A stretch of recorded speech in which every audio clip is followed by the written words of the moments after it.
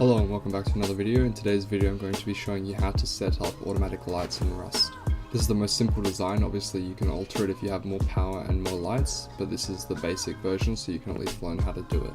The setup is very simple. You have two solar panels going into a root combiner. The root combiner then sends the combined output out into the E branch. The E branch sends all of its power into the battery, however it does branch off one into the blocker, and then the battery sends out its power into the blocker, and through the blocker it goes into the lights. During the day, whilst the E branch still has power, it'll be branching out a signal to block the lights via the blocker. However, at night, because the E branch has no power, the battery will simply charge the lights with no blocking.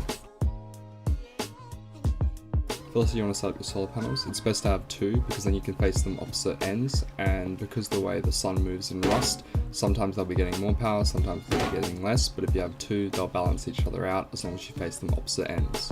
Then place down your root combiner and connect both of the solar panel outputs to the root combiner's inputs. Then next to your root combiner, put down an E branch and connect the combined output into the E branch. Set your branch to 1 and then put down a battery and connect the power out into the battery.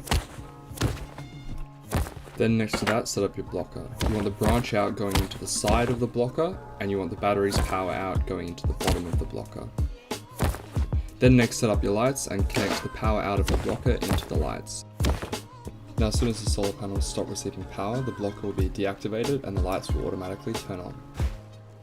Now one quick problem with this setup is that if it's dark but it's not pitch black, and the solar panels will still receive a little bit of power and the lights will be blocked. As you can see right now, the sun's about to set. However, because the solar panels are still getting a little bit of power, the lights aren't turning on and your base will be quite dark.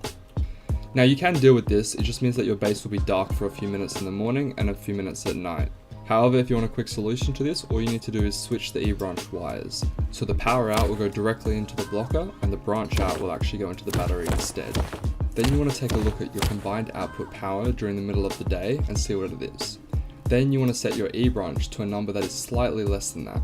The reason is because E branches prioritize the branch out, which is the left component. So for example, if you have 20 output power going out and you set the branch to 18 of that 20 will be going into the battery and the 2 left over will be going into the blocker to block the light. However, right when the sun rises and right when it's about to set, your base will still be quite dark and you won't be getting 20 power. You'll be getting something more like 10 to 15. And because this isn't enough to meet the demands of 18, none of it will be going into blocking the lights and the lights will turn on. Now obviously this is a little bit more complex, so you can always get away with the first system. However, this is just a nice quality of life change. I highly recommend that you muck around with this because every system's different. Every system will have a different number of lights and a different amount of solar panels. But the thing to keep in mind is that the higher you set your E branch, the longer the lights will stay on for. So for example, if your lights are always turning off and it's only partially dark outside, then I suggest that you turn your E branch up. But if your lights are staying on all day and your battery is getting drained, then I suggest you turn your E branch down. Then once you're done with this, add more solar panels, upgrade your battery and add more lights to your base. Muck around with the E branch settings to find what works best for you. I hope you found this setup and quick fix helpful. If you like it, stick around and subscribe for more. Thanks for watching, guys.